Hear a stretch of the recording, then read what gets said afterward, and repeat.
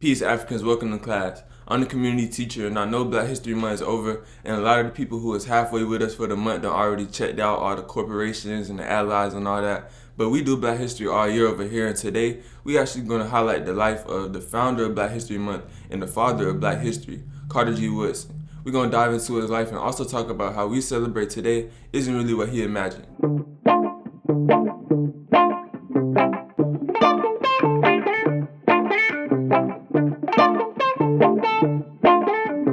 Carter Godwin Woodson was born December 19, 1875 in New Canton, Virginia.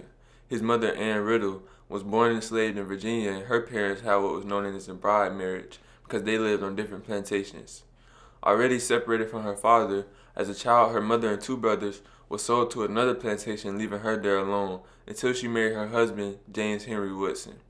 He was also enslaved, but he was hired out to work, meaning that he could do work outside of the plantation, but his money still went back to the white people. The plantation owner once tried to whip James for working for his own money outside of his own scheduled work time, and he took the whip and beat the white man. He then ran away to fight for the Union Army to secure our freedom in America. His dad was able to earn enough money to buy the family a 10-acre tobacco farm in Virginia, and because of this really instilled a lot of the self-sufficiency and depending on yourself into Carter, seeing his dad work so hard and get things done for the family. And even though they didn't have to sharecrop or really be slaves anymore, it was still hard work, and Carter didn't really have time to go to school much when he was younger. But the Freedmen's Bureau was able to provide his uncles, John and James, with a one-room schoolhouse to teach the kids about 4 months out of the year. As a teenager, him and his brothers went to work in the coal mines of West Virginia. Even though the mines were extremely dangerous and many people died while working, they provided black men with way higher pay and better race relations than any plantation could, and thousands of black families went to West Virginia for mining opportunities. While in the mines, he met Oliver Jones, a fellow coal miner and avid book collector. Jones saw something in Woodson and would give him lots of his books and newspapers to read. Mr. Jones also ran his home as somewhere that the black coal miners could come and congregate because they weren't allowed in any of the white hangout spots. Woodson would be there reading books and black newspapers to the other miners before and after work, and in exchange they would tell him stories of the war and give him candies, and he was fascinated by their stories of the war, and he went on to publish many of them in his later publications. Once he saved enough money in the mine and also worked at a lot of other farms for his family, he was able to finally enroll at Frederick Douglass High School in Huntington, West Virginia at the age of 20. This is the only black high school in the area, and the same uncles who taught him as a young child taught him here too. Even though he started late, he graduated in only 2 years, and after that he went to Berea College, a racially integrated co-ed college with free tuition in Kentucky. To help put himself through school, he taught at a local school for the children of black miners before going back to Frederick Douglass and becoming the principal. In 1903, he graduated from Berea with a Bachelor of Literature as well as his teacher certification. After graduation, he actually went and spent 4 years in the Philippines, which was a new U.S. territory, as a school supervisor before coming back in 1907 and earning a second bachelor's degree as well as a master's in history at the University of Chicago. He then enrolled in the Harvard University doctoral program in history, and in 1912 he became the second black man after W.E.B. Du Bois to earn a PhD from Harvard. Even with the credentials of graduating from the best college in America, not many colleges were interested in hiring a black man to come teach black history, so he went and became the principal at Armstrong Manual Training School, one of the only 2 black high schools in Washington, D.C. at the time. At only 37 years old and the first black man to get a PhD from Harvard in history, Dr. Woodson was really the first black man to be in conversations that were dominated by wealthy white men for generations. They were pushing the idea that Africans had no history and that we were really better off in the plantation than we were back in Africa. But he really went into academia and at first he tried to do it the way that was there for him. He tried to join the American Historical Association. He was actually a due-paying member, but because he was black, he wasn't allowed at any of the conferences.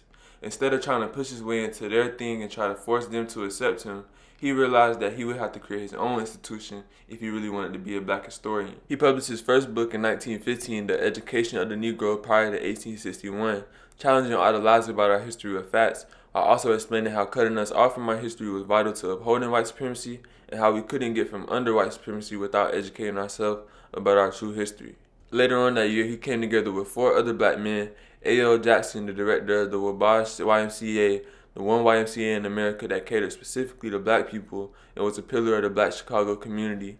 Also, George Cleveland Hall, a black physician who was the head of the Chicago Urban League and the vice president of the National Urban League.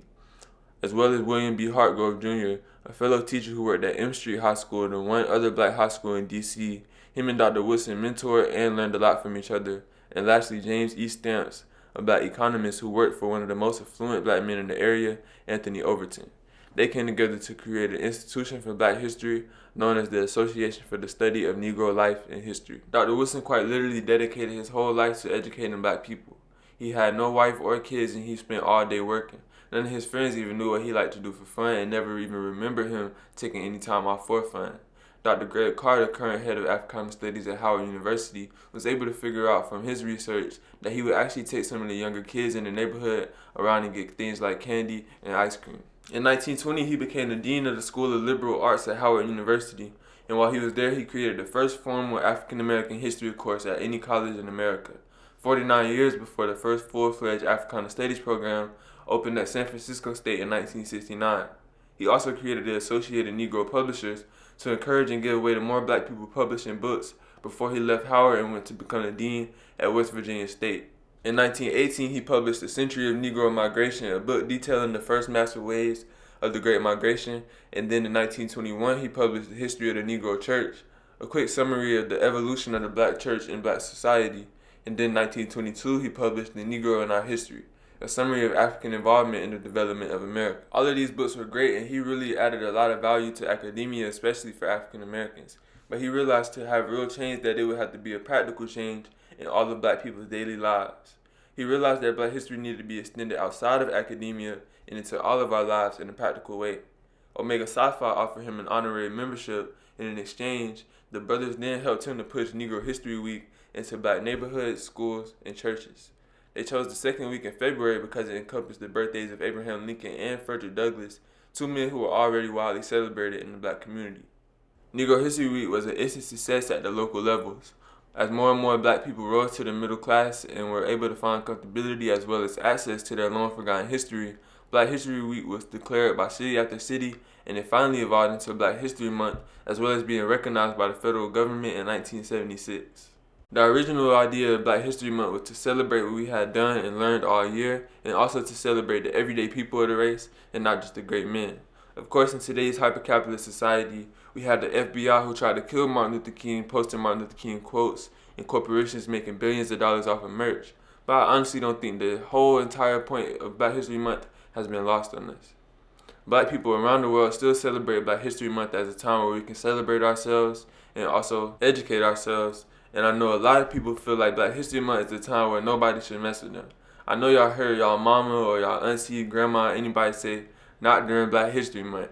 In 1937, taking the advice of Mary McLeod Bethune, who served as the president of the association from 1936 to 1950, the association published the Negro History Bulletin, a collection of journals and articles that could be distributed worldwide to advance the knowledge of Black history.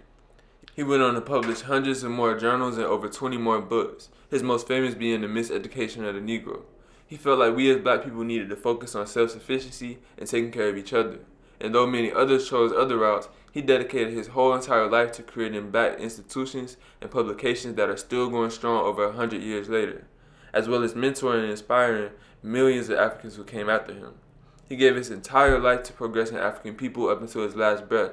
He transitioned at 74 years old, April 3rd, 1950, while sitting in his office doing work. His legacy and impact on our community and the world can never be underestimated and should be known by all. I believe, just like Dr. Wilson, that our community can only be rebuilt by rebuilding our education system. I'm striving to work as hard as he did, and if you would like to support me on this journey, leave a like and subscribe. And make sure you invite somebody else to class. Peace, Africans.